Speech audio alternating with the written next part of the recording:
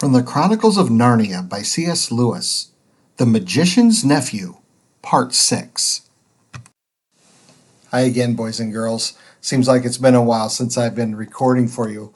Sorry about that, but I had a lot of things going on here at our house during this time. I'm glad to get back, though, to our book, The Magician's Nephew.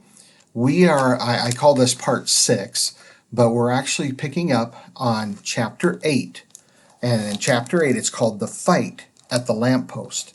And if you'll remember from Part 5, where we left off, Queen Jadis was brought back to our world. She's here on Earth, actually in London. And she thought she was just going to conquer the world with just a snap of her finger. But when she entered our world, something surprising happened. She did not have her magical power. Well, at least not the magic power that she had back on her home planet of Charn. She couldn't knock down buildings. She couldn't make people do everything that she wanted them to do. So her magic wasn't strong here, but she was still a very tall, powerful lady. And she ends up stealing a carriage, riding on top of it like a chariot, and racing through the streets of London with crowds following her. And of course, the police were after her. She had stolen jewelry from a jewelry store. She wanted to look more queenly. Well, we pick up where there's a scuffle at the lamppost right out in front of Uncle Andrew's home. So here we go, Chapter 8. Chapter 8, The Fight at the Lamppost. "Oh, Empress, are ya? Oh, we'll see about that," said a voice. And then another voice said, "3 cheers for the Empress of Colney." And quite a number joined in. A flush of color came into the witch's face, and she bowed ever so slightly. But you see, the cheers, they died away into roars of laughter, and she now saw that they had only been making fun of her. A change came over her expression, and she changed the knife to her left hand. Then, without warning, she did a thing that was dreadful to see. Lightly, easily, as if it were the most ordinary thing in the world, she stretched up her right arm and wrenched off one of the crossbars, the bars of the lamppost. If she had lost some magical powers in our world, well, she had not lost her strength. She could break an iron bar as if it were a stick of barley sugar. She tossed her new weapon up into the air, caught it again, brandished it, and urged the horse forward.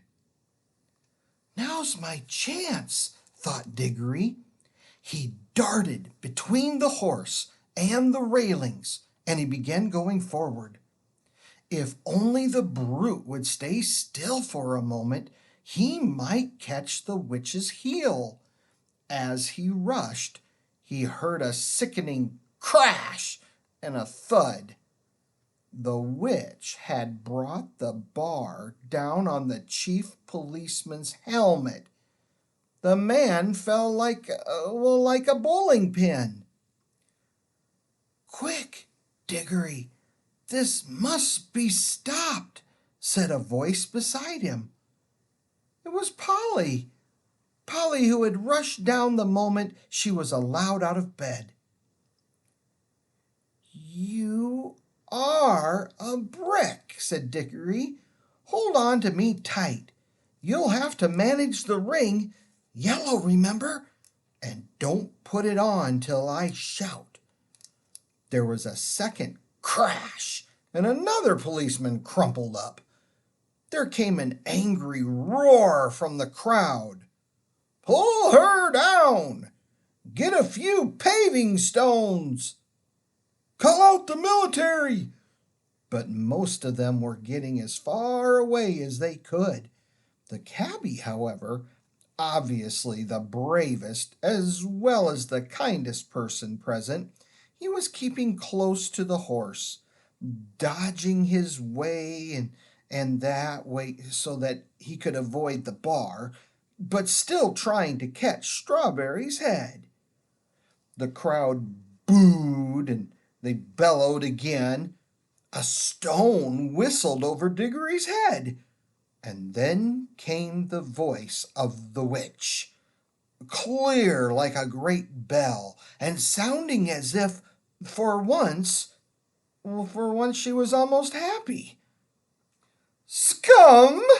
You shall pay dearly for this when I have conquered your world.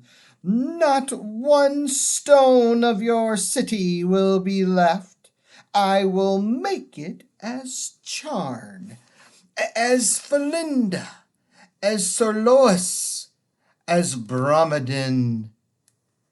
Digory at last caught her ankle. She kicked back with her heel and she hit him in the mouth. In his pain, he lost hold.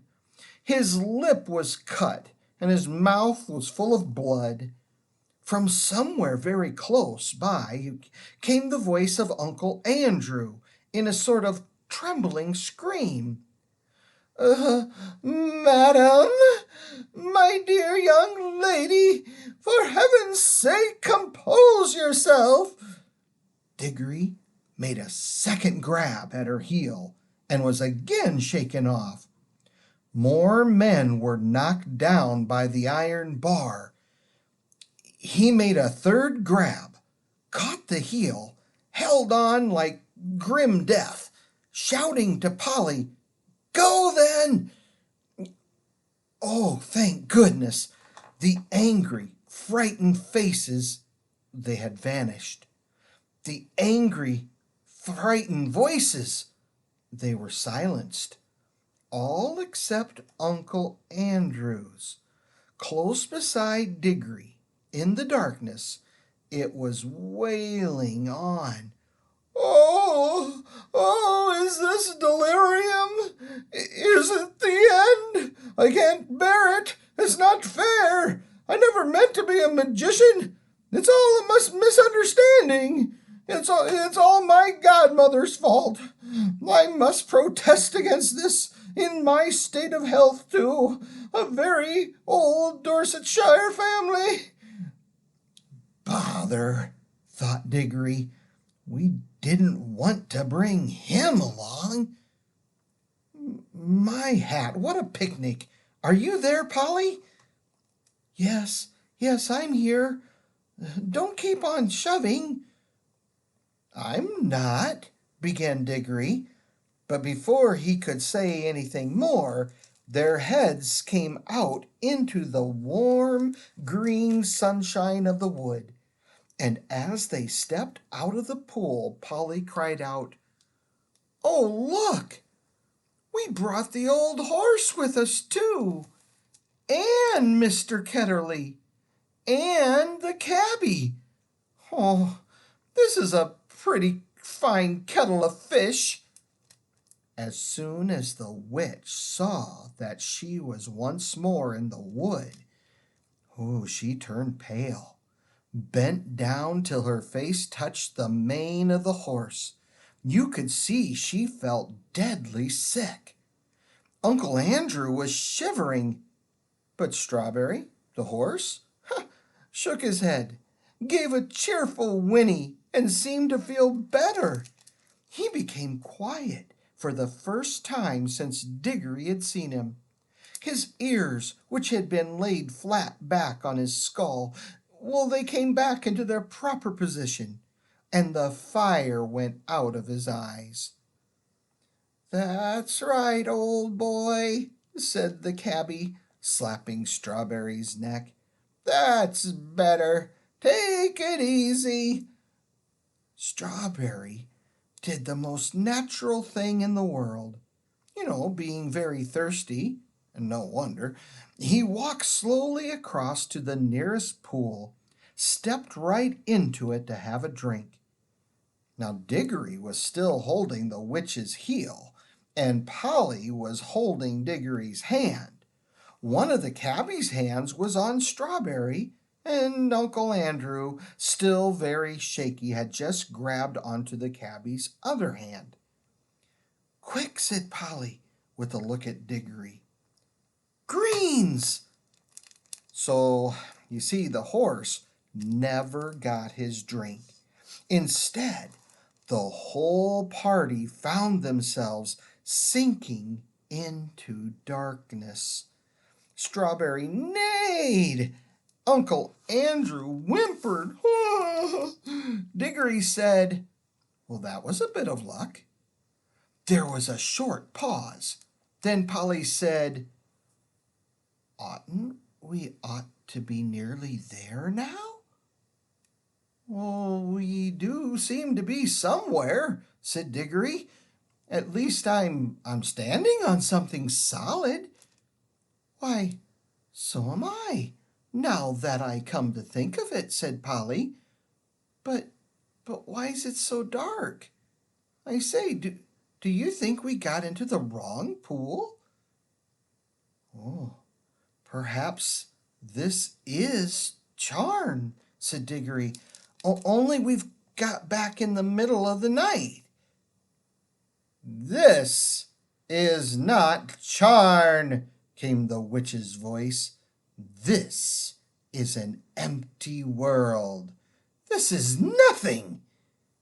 And really it was uncommonly like nothing. There were no stars. It was so dark that they couldn't see one another at all, and it made no difference whether you kept your eyes shut or open. Under their feet there was a cool, flat something which might have been earth, and it was certainly not grass or wood. The air was cold and dry, and there was no wind. "My doom has come upon me," said the witch in a voice of horrible calmness. "Oh, don't say that," babbled Uncle Andrew. "My dear young lady, pray don't say such things. It can't be as bad as that. Oh, cabman, my good man, you don't happen to have a flask about you? A drop of spirits is just what I need." Now then," came the cabby's voice, a good, firm, hearty voice. "Keep cool, everyone. That's what I say. No bones broken, anyone? Good. Well, there's something to be thankful for straight away, and more than anyone could expect after falling all that way. Now, if we've fallen down some diggins, like a hole, as it might be for a new station on the underground, someone will come and get us out presently, see, and if we're dead, which I don't deny it might be, well, you got to remember that worse things happen at sea, and a chap's got to die sometime. And there ain't nothing to be afraid of if a chap's led a decent life. And if you ask me, I think the best thing we could do to pass the time would be to sing a hymn." And he did. He struck up at once a harvest Thanksgiving hymn, all about crops being safely gathered in. It was not very suitable to a place which felt as if nothing had ever grown there since the beginning of time, but it was the one hymn he could remember the best. He had a fine voice, and the children joined in. It was very cheering. Uncle Andrew and the witch did not join in. Toward the end of the hymn, Diggory felt someone plucking at his elbow, and from a general smell of brandy and cigars and good clothes, he decided it must be Uncle Andrew. Uncle Andrew was cautiously pulling him away from the others. When they had gone a little distance, the old man put his mouth so close to Digory's ear it tickled, and he whispered, "Now, my boy, slip on your ring. Let's be off." But the witch had very good ears. "Fool!" came her voice, and she leapt off the horse. "Have you forgotten that I can hear men's thoughts? Let go of the boy. If you attempt treachery, I will take such vengeance upon you as never was heard of in all worlds from the beginning." "And," added Digory, "if you think I'm such a mean pig as to go off and leave Polly and the cabby and the horse in a place like this, well, you're well mistaken." "You are a very naughty and impertinent little boy," said Uncle Andrew. "Hush now," said the cabby, and they all listened. In the darkness, something was happening at last. A voice. A voice had begun to sing. It was very far away, and Digory found it hard to decide from what direction it was coming.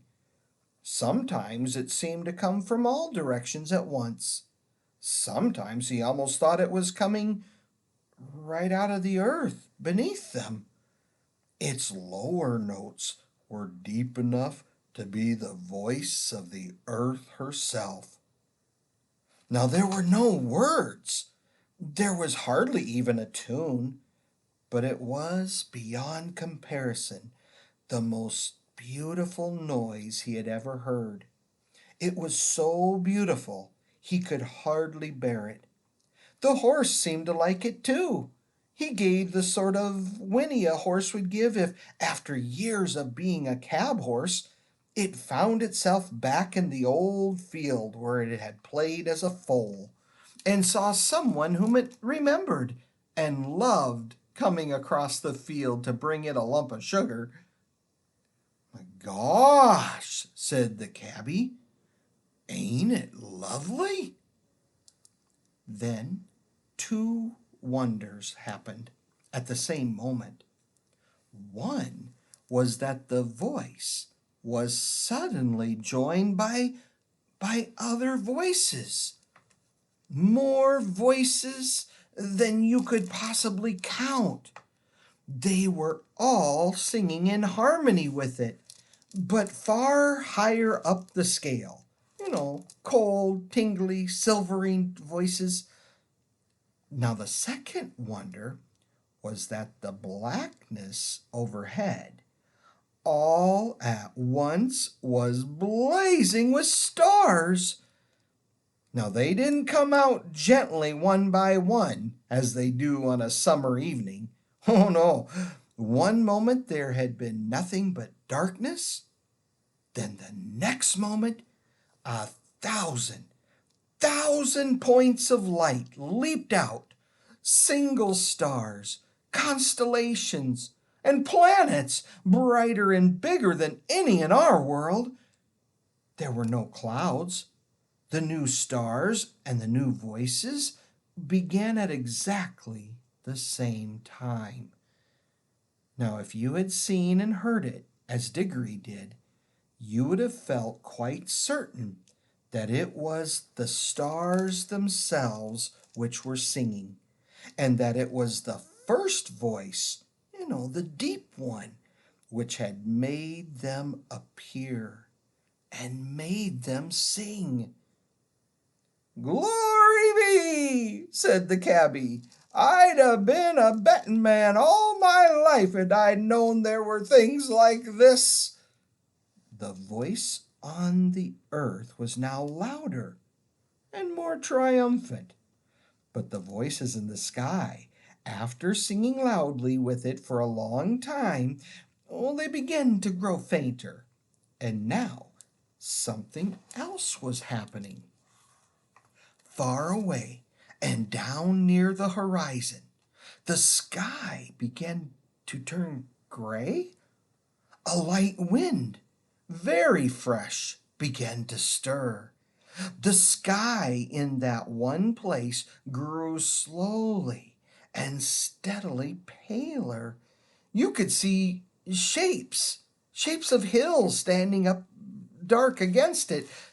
All the time the voice went on singing. There was soon light enough for them to see one another's faces. The cabby and the two children had open mouths and shining eyes. They were drinking in the sound, and they looked as if it reminded them of something. Uncle Andrew's mouth was open too, but not open with joy. He looked more as if his chin had simply dropped away from the rest of his face.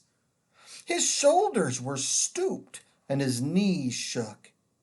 He was not liking the voice. If he could have got away from it by creeping into a rat's hole, I think he would have done so. But the witch looked as if, in a way, she understood the music better than any of them. Her mouth was shut. Her lips were pressed together. Her fists were clenched. Ever since the song began, she had felt that this whole world was filled with a magic different from hers and stronger. She hated it. She would have smashed that whole world, or all worlds, to pieces if it would only stop that singing. The horse stood with its ears well forward and twitching. Every now and then it snorted and stamped the ground. It no longer looked like a tired old cab horse. You could now well believe that its father had been in battles. The eastern sky changed from white to pink, and from pink to gold. The voice rose and rose till all the air was shaking with it. And just as it swelled to the mightiest and most glorious sound it had yet produced, the sun arose. Digory had never seen such a sun. The sun above the ruins of Charn had looked older than ours. But this one looked younger. You could imagine that it laughed for joy as it came up. And as its beam shot across the land, the travelers could see for the first time what sort of place they were in. It was a valley through which a broad, swift river wound its way, flowing eastward towards the sun. Southward there were mountains. Northward there were lower hills. But it was a valley of mere earth, rock, and water. You see, there was not one tree, not a bush, not a blade of grass to be seen. The earth was of many colors. Now, they were fresh, hot, and vivid. They made you feel excited until you saw the singer himself. And then you forgot everything else. It was a lion, huge, shaggy, and bright. It stood there facing the risen sun. Its mouth was wide open in song, and it was about 300 yards away. "Oh, this is a terrible world," said the witch. "We must fly at once. Prepare the magic." "I quite agree with you, madam," said Uncle Andrew. "A most disagreeable place, completely uncivilized. If only I were a younger man and had a gun." "Oh, gosh," said the cabby. "You don't think you could shoot him, do ya?" "And who would?" said Polly. "Prepare the magic, old fool," said Jadis. "Certainly, certainly, madam," said Uncle Andrew cunningly. "I must have both the children touching me. Put on your homeward ring at once, Digory." He wanted to get away without taking the witch. "Oh, it's rings, is it?" cried Jadis. She would have had her hands in Digory's pocket before you could say knife. But Digory grabbed Polly and shouted out, "Take care! If either of you come half an inch nearer, we too will vanish and you'll be left here for good. Yes, I do have a ring in my pocket that will take Polly and me home. And look, my hand is just ready. So you keep your distance. I'm sorry about you," he looked at the cabby, "and about the horse, but I can't help that. As for you two," he looked at Uncle Andrew and the Queen, "you're both magicians, so you ought to enjoy living together." "Hold your noise, everyone," said the cabby. "I want to listen to the music." For the song had now changed.